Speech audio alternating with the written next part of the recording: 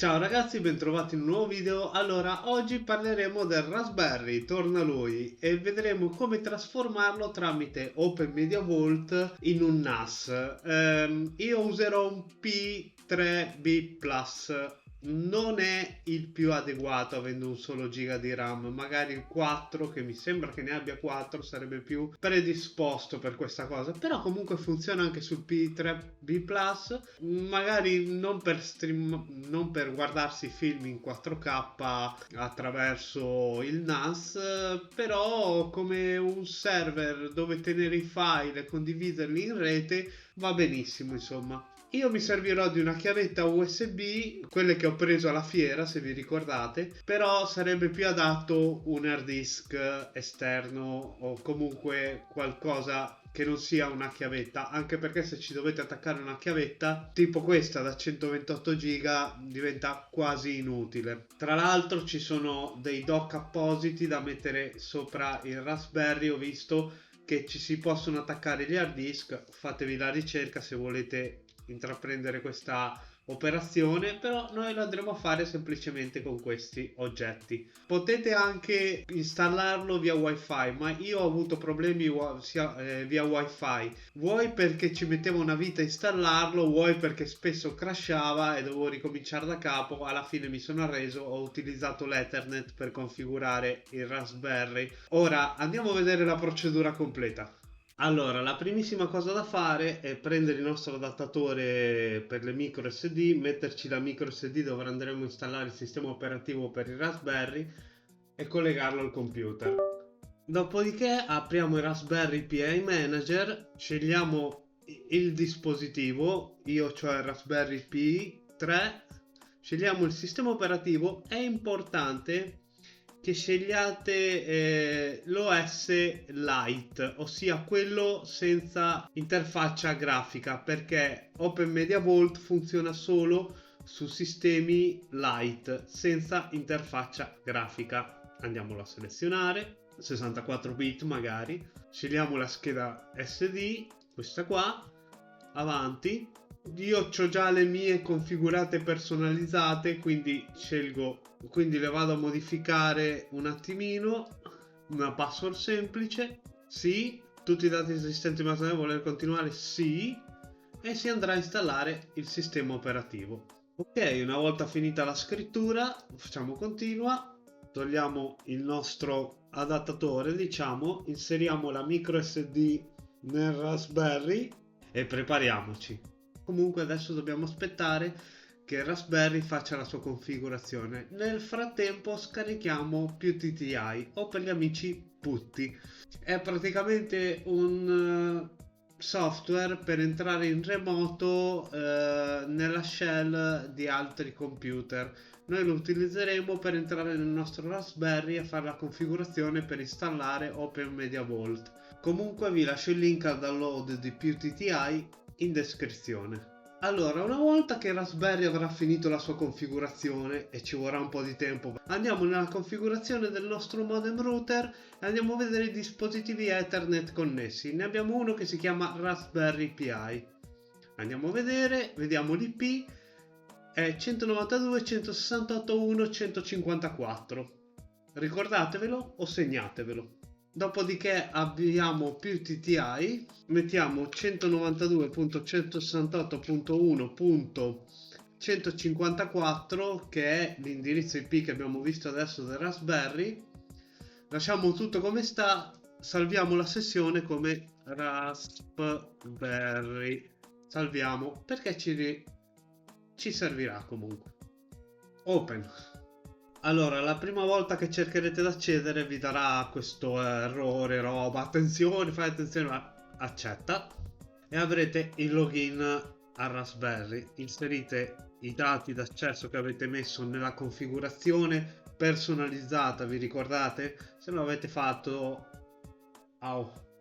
dati di default che non me li ricordo, ed entrate nel Raspberry.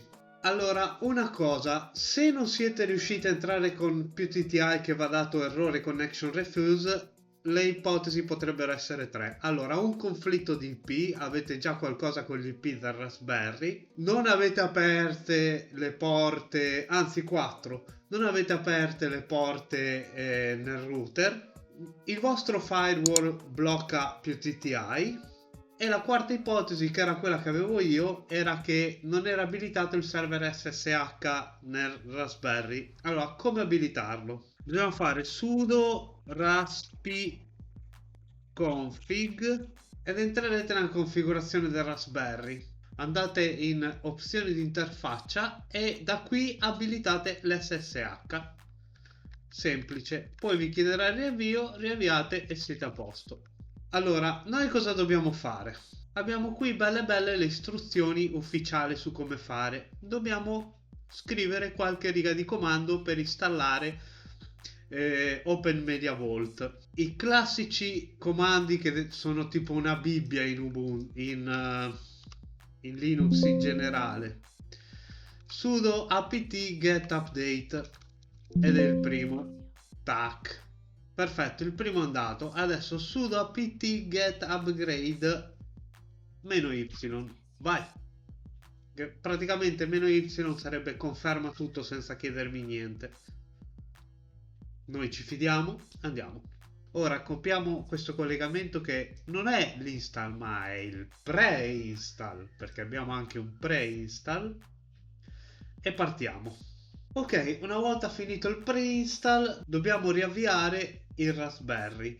Vi lascio comunque il link in descrizione dove potete prendere tutti sti comandi, e vi lascio sì anche i comandi scritti in descrizione, così li potete copiare. Quindi sudo reboot e riavviamo.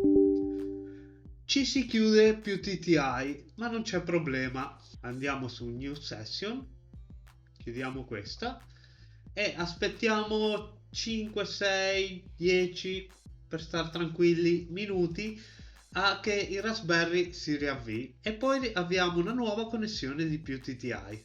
Ok, una volta avviata la nuova connessione di più TTI facciamo di nuovo il login, aspettiamo un attimo, intanto copiamo questo qua, questo comando qua, che praticamente è l'installazione di OMV, ossia Open Media Vault.